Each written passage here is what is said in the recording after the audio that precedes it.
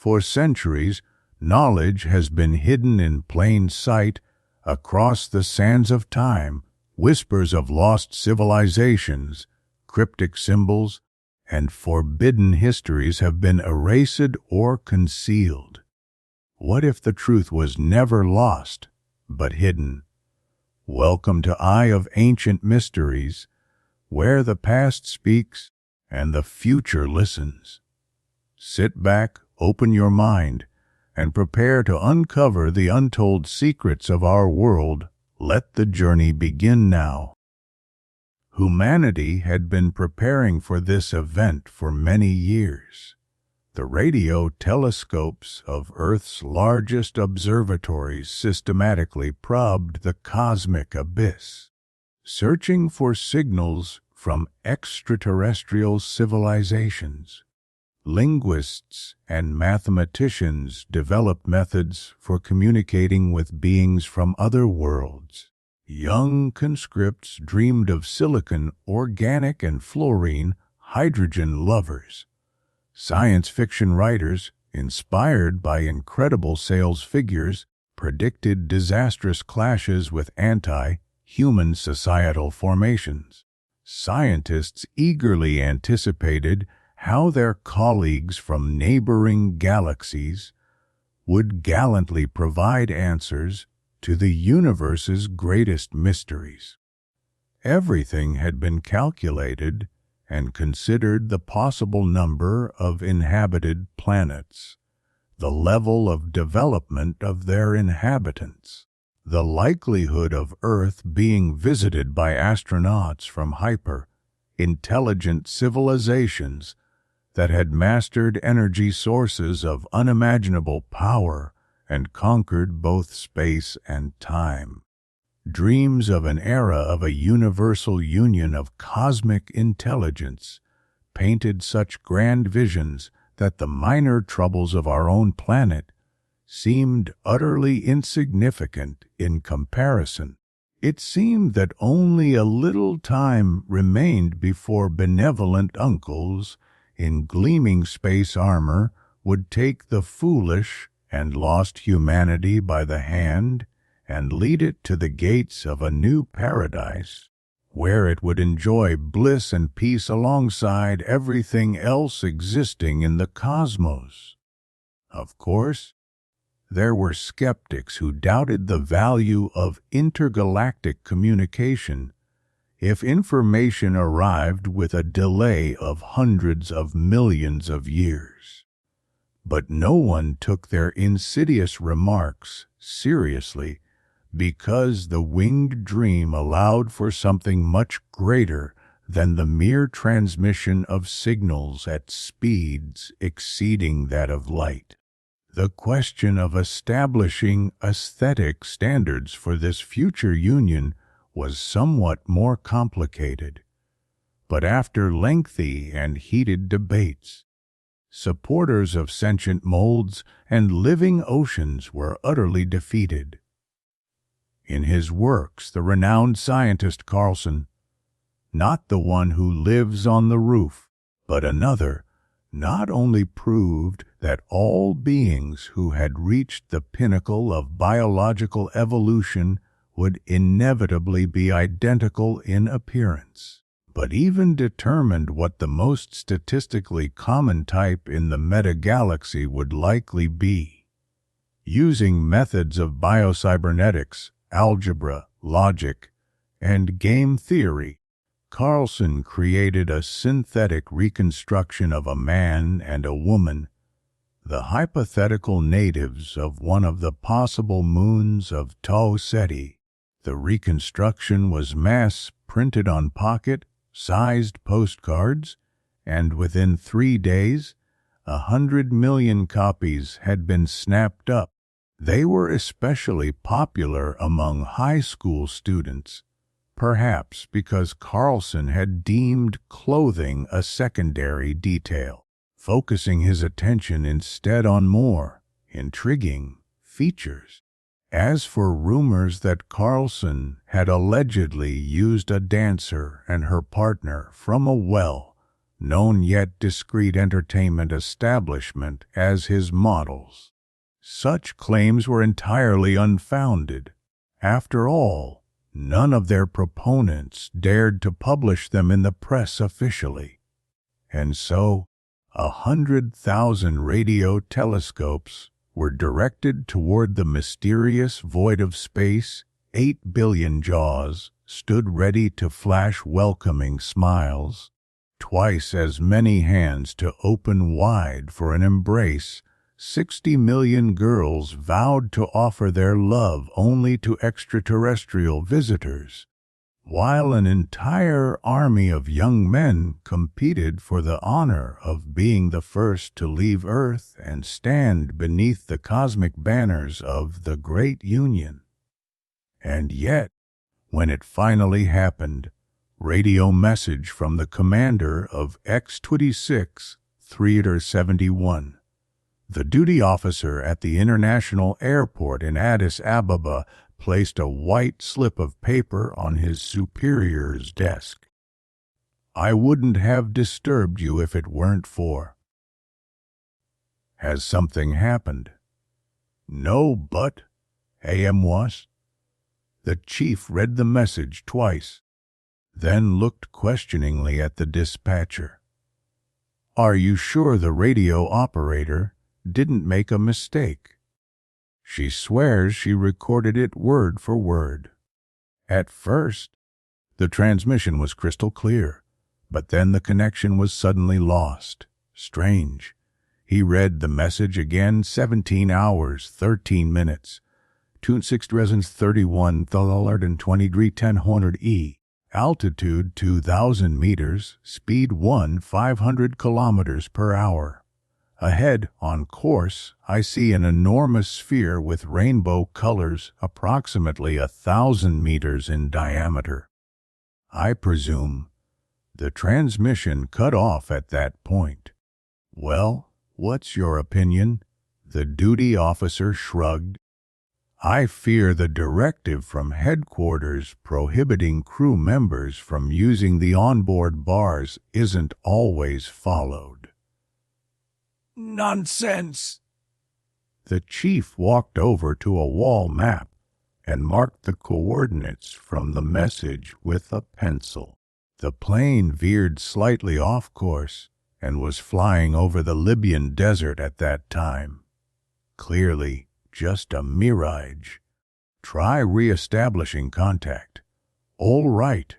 The chief pulled out the dispatcher's bulletin from his desk. Airplane X-26 301, flight Sydney-Madrid. 70 passengers. It was due to land in Algiers at any moment. Commander Leister, one of the company's best pilots, was hardly the type to. The duty officer returned. "Well, any news?" "No contact." "Check with Algiers." "I already did." "They know nothing." "Why need to start searching for them?" "Get me Sydney." The next day, sensational reports appeared in newspapers all over the world. The wreckage of Flight X-26 371 was discovered in the Libyan desert, not far from the coordinates given in the final radio transmission. According to the Commission's findings, the aircraft had exploded mid-air. The crew and passengers had perished. However, what truly captured the media's attention were not the details of the crash itself, but the unusual circumstances surrounding it. Near the crash site, a semi-transparent balloon was found, hovering 200 meters above the desert.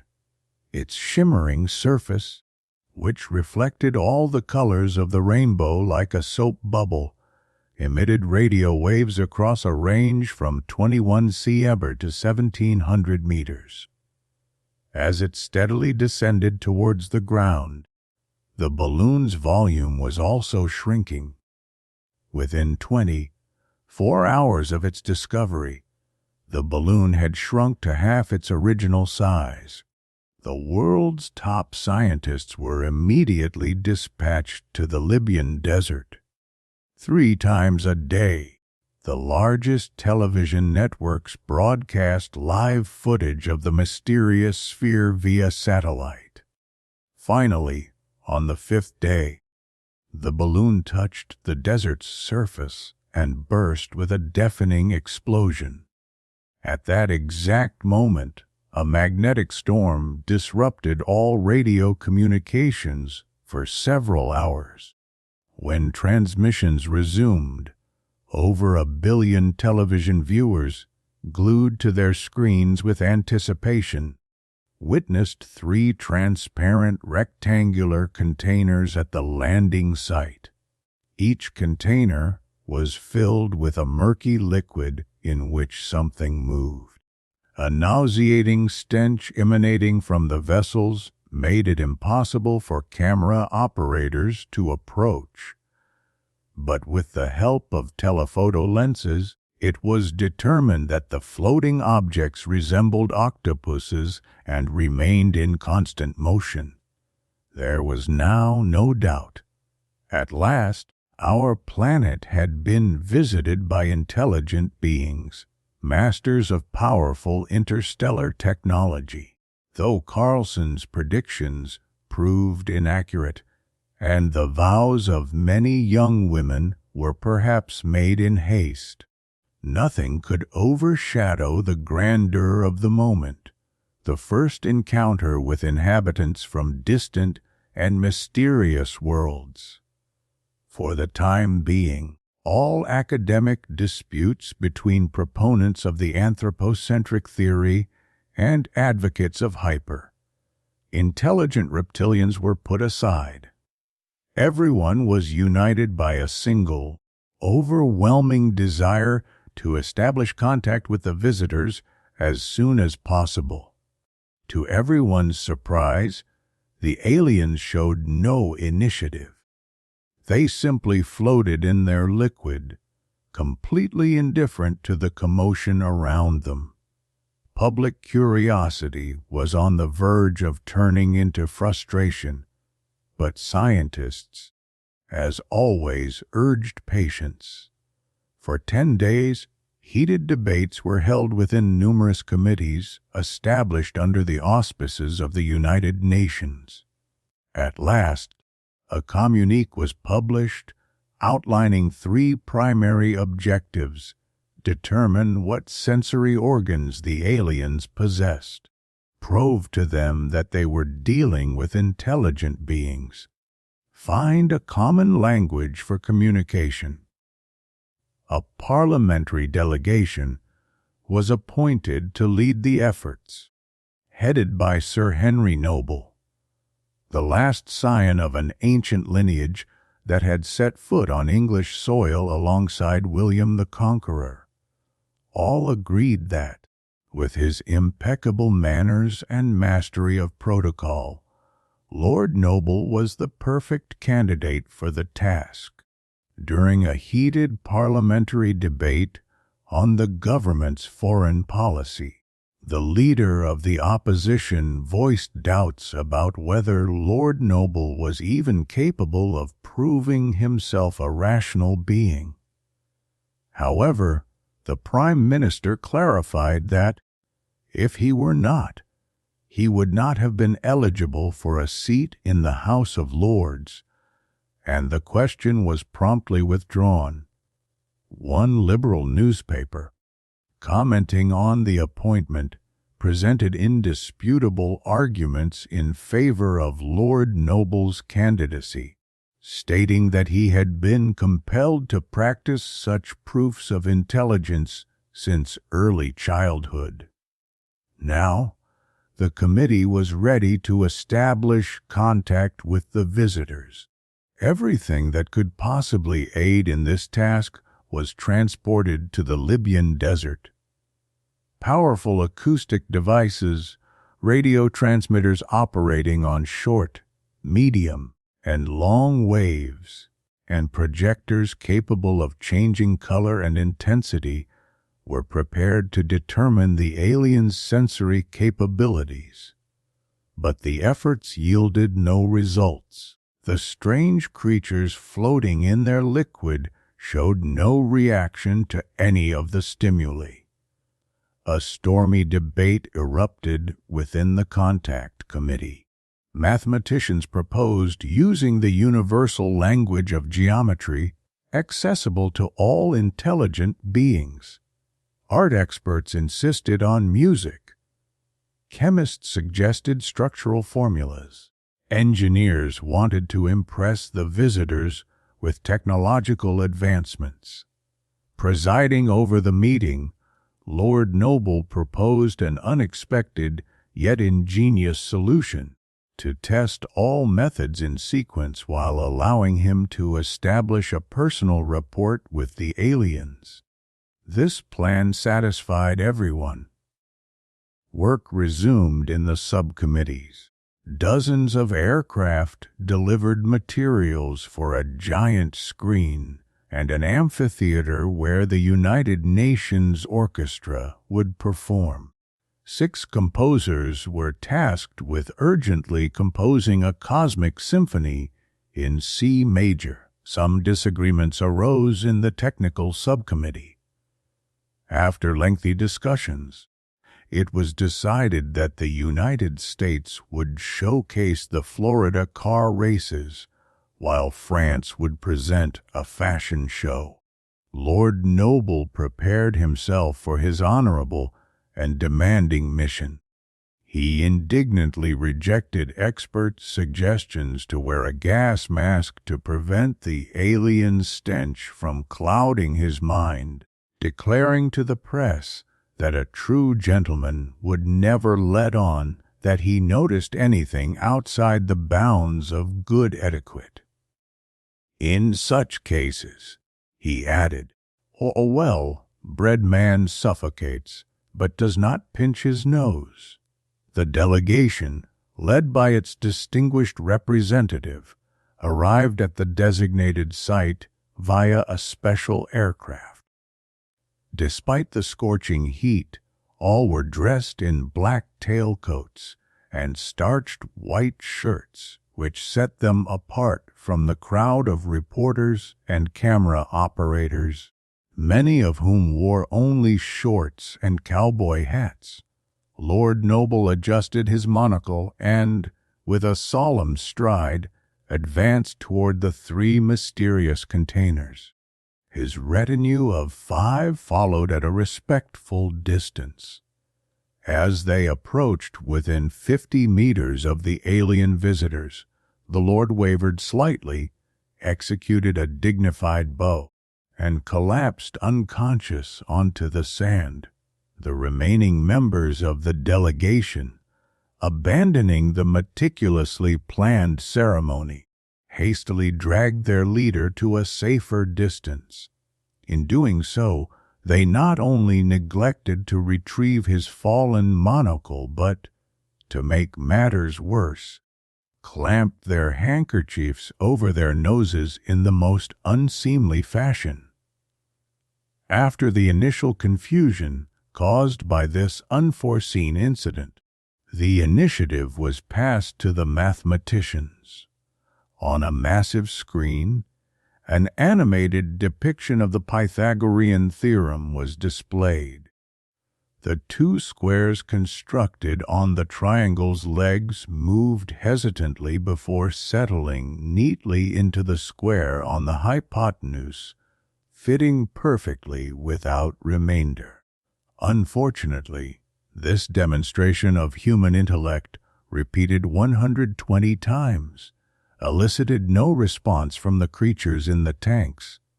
A brief consultation followed, and the committee unanimously decided to deploy their heavy artillery, music, while 2 famous comedians enacted a scripted scene on the screen, designed by linguists to convey the concepts of more and less to the extraterrestrials.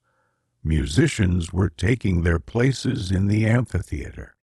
The sun had set, but the sand, still scorching from the day's heat, caused beads of sweat to roll down their faces. In the sweltering amphitheater, the musicians felt as though they were inside an oven. The comedians, having exchanged the necessary number of bottles and umbrellas, as per the linguistic script, continued their act while the orchestra was still tuning their instruments. Finally, the preparations were complete. The 500 finest musicians in the world sat frozen, awaiting the signal from the conductor's baton. The cosmic symphony in C major began with a low, rumbling sound. A colossal sphere of primordial matter, slowly contracting, spun through the cosmos. A sudden explosion! The strings burst into a chaotic frenzy, depicting colliding and scattering galaxies, an ocean of sound in tumult. But within this cacophony a simple, solemn motif emerged, the harbinger of life's inception. Triumphant fanfares rang out beyond the simplest carbohydrates. The first amino acid molecules had appeared. The thunder of the drums grew louder, attempting to drown out the delicate notes of the piccolo and French horn. The double basses intoned the grim song of death, prophesying entropy's ultimate triumph over life. The musicians, overwhelmed by the heat, were drenched in sweat. Their stiff collars and starched shirt fronts had turned into limp rags. Many discreetly unfastened their jackets and waistcoats. But the conductor's baton was merciless. It granted them no respite. The jaws of dinosaurs clattered. The death cries of devoured flesh echoed. The wings of flying reptiles rustled, hurricanes howled, volcanoes erupted, until suddenly the same pure, luminous motif returned. The great miracle had occurred. After billions of deaths and rebirths, from the dull gray protoplasm, Homo sapiens had emerged. A hushed murmur spread among the television audience. On a spotlighted platform before the orchestra, a nude female figure appeared, the embodiment of Carlson's reconstruction. She wore nothing but golden high-heeled sandals and long black stockings, held up above her knees by lace garters with tiny bells. She danced. The colored spotlights alternately illuminated her arms, raised toward the heavens, her head thrown back, her lithe, bronzed body, and her hips swaying in slow rhythm. Now, within the vortex of sound, a lament arose, the soul of humankind yearning for contact with intelligent brothers across the stars. The violin section grew ever more insistent, the hips spun ever faster, and the chime of the tiny bells became increasingly distinct. Then, something happened that no one had anticipated. From the alien's tank, 3 sinuous tentacles emerged, uncoiling like the paper streamers from an old-fashioned party blower when blown upon. For a moment, they hovered near the dancer, then glided over the orchestra, floating above the musicians' heads before retracting just as swiftly into the tank. The entire world gasped. It was undeniable proof of the power of art, the force capable of uniting all intelligent beings in the cosmos, regardless of biological form. The musicians no longer feel fatigue or heat. Loud and triumphant, the final movement of the symphony resounds, glorifying a new era, the era of the great union of intelligence. Meanwhile, the shimmering, rainbow-colored membrane once again envelops the vessels containing the extraterrestrials, and the balloon, glistening under the beams of the floodlights, ascends with the final chord into the mysterious abyss of the starry sky. Report from the chief of the 136th Cosmic Expedition to the Great Council of the All-Knowing Brain. By the will and wisdom of the all-knowing brain, we set out in search of intelligent beings at the periphery of the galaxy, recorded in the Council's registry under number 294. For our research, we selected the third planet of a yellow dwarf star, whose atmosphere contains 21% oxygen. We transferred to this planet using the method of spatial oversaturation. The planet's surface consists of a smooth, sandy terrain. There are no bodies of water. This factor, along with the high temperature and increased gravitational force, compelled us to conduct our studies without leaving the protective vessels filled with compensatory nutrient fluid. The biological complexity of the planet is extremely poor, represented solely by creatures that move on two limbs. These beings appear to possess rudimentary mathematical knowledge, limited to the zero cycle level of education, which on our planet corresponds to preschool age. We observed their ritualistic games and dances, yet we were unable to fully comprehend their ceremonial practices, as all our attempts to establish contact through the standard language of sense invariably ended in failure. The natives emit odors within a very restricted spectrum, and linguistic analysis failed to detect any semantic content in these emissions. There is reason to believe that, in the final phase of our stay, they made every effort to amplify their scent emissions. To this end, they gathered several hundred individuals in a heated chamber and forced them to engage in strenuous physical activity. Perhaps these scents aid in their communication during collective labor processes, but this alone is wholly insufficient for us to classify them as intelligent beings possessing olfactory speech. Given the above findings, we conclude that further attempts at contact with the inhabitants of this planet are futile.